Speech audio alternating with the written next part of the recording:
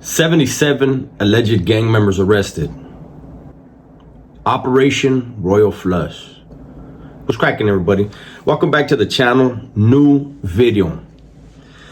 So 3 days ago, there were raids and arrests made across portions of, or a portion of California. The police have labeled these men, women, children as norteños. I don't know that they are. I know that they're labeling them that, and they will be labeled that in trial. It will be used to inflame the jury by the state, right? 3 murders were part of this. A lot of drugs were seized. Prop 36 will be used in this. You know, I've done a couple videos on Prop 36. Prop 36 will be used because the drugs that were found are on that list. So these guys may be some of the first that we see what Prop 36 does to them. You know, I'm a reformed criminal and gang member. I do know that when the authorities cast their net, it's a wide net. There's some movers and shakers that they're going to target, and they're also going to target those that are just people that are just around, maybe just drug addicts. And they do that because they want weak links in that net. They want to shake every tree possible in order to get someone to cooperate. And they will get people to cooperate.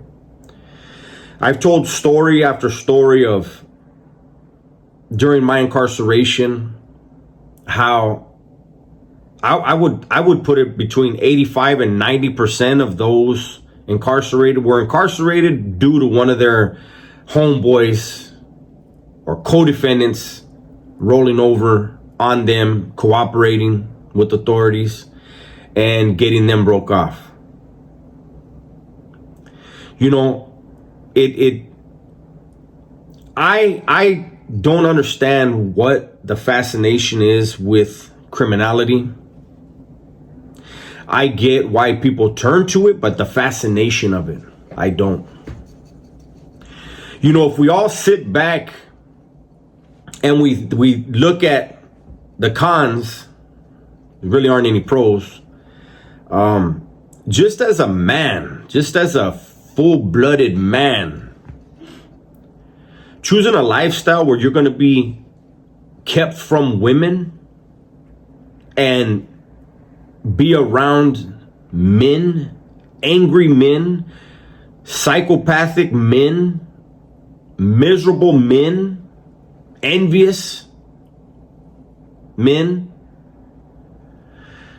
How is that even at any point fascinating? I get the whole wanting to be the alpha, wanting to prove your manliness in a friendly competition with other men, being a killer amongst killers. I understand. I was once a part of that, right? But there are kids that got wrapped up in this thing. Kids that may never see the light of day again. Yeah, some of them may get off. Some of the adults may get off. Some of the women may get off. But not everyone will. How many of those guys are going to ever see the streets again that do get convicted? How many of them will die in prison, die during their incarceration, be it through overdose or politicking? And how many of them are going to be the juveniles? I'm a law-abiding citizen. I love this country. I believe in the rule of law. I just hope that there aren't some innocents that were caught up in this net, because I met dudes in prison down over 20, some over 30 years, and they were innocent. You know, we've seen when people do 20 years and then they get out and they give them $1 million, $2 million, whatever it is. And there's people that are like, damn, he came up. And I'm like, no, he didn't. He didn't get to have a child. He didn't get to have a wife. He didn't get to see his loved ones grow. Yeah, if they were really guilty of something, then hey, that's part of it. That comes with it. But imagine being an innocent man and knowing you're innocent the whole time, and having gone into the California Department of Corrections and you see people getting murdered, and you may be asked to do the same, to do that to someone, and you know you're innocent. And you know that despite your innocence, you're innocent on the outside world. When you're within those walls, nobody gives a fuck about your innocence. There's no dead weight. You're going to do the program.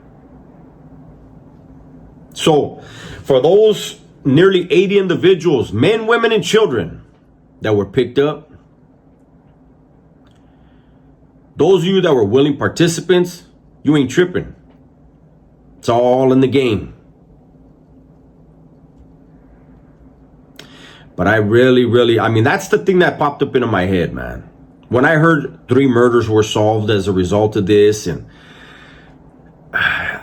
come on. Even if you didn't pull the trigger, man, you can get a life sentence for being an accessory after the fact, whatever, man.